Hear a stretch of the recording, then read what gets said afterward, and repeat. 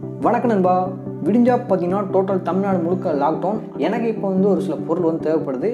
அதை வாங்க நான் ஊருக்குள்ளே போகிறேன்.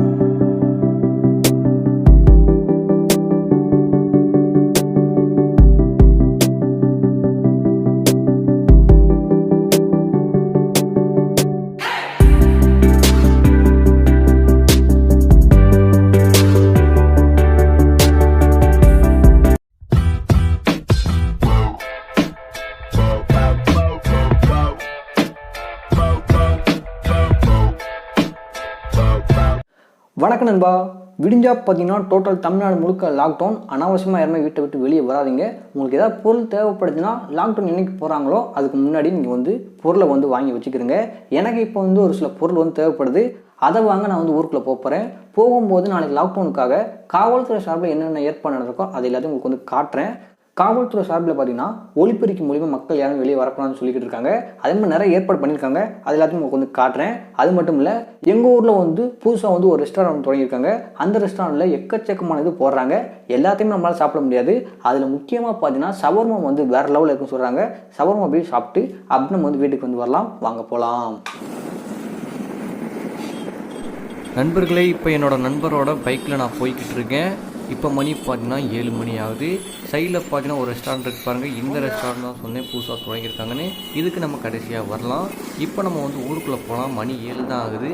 இப்போயே ஒரு சில கடைகளை அடைக்க ஆரம்பிச்சிட்டாங்க. நைட்லேருந்தே ஊரடங்கு ஸ்டார்ட் ஆகிறதுனால ஊர் எந்த மாதிரி இருக்குன்னு ஃபஸ்ட் நம்ம பார்த்துட்டு வந்துடுவோம். வாங்க.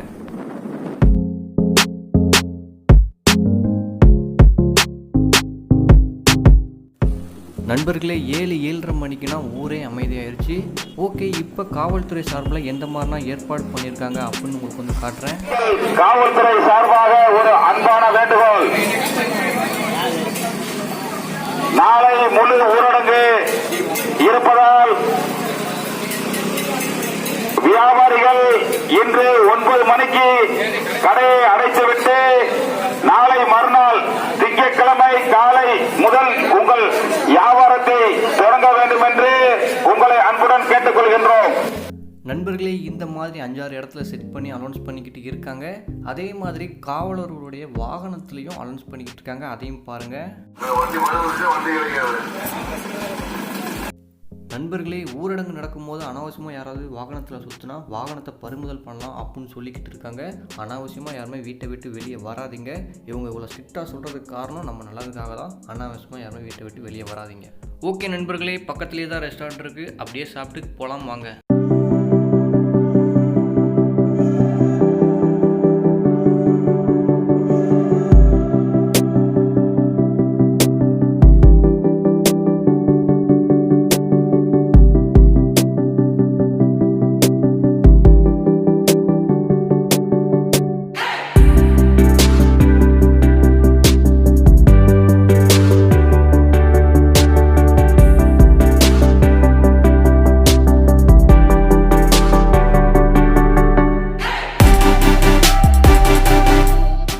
போடுறதை பார்த்துருக்கீங்க.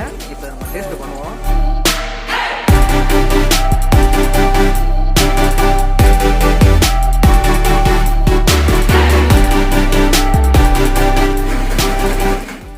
நண்பர்களே, இங்கே சாப்பிட்டு முடிச்சாச்சு.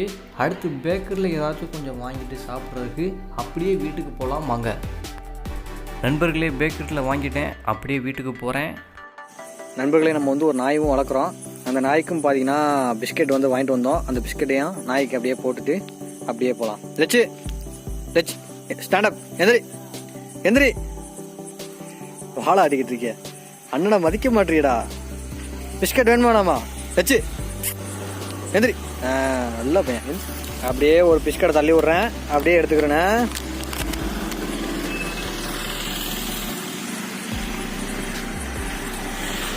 மண்ணா இருக்கு. அங்கே வா அந்த இடத்துக்கு வா. அங்கே உட்காந்து சாப்பிடுவோம் வா.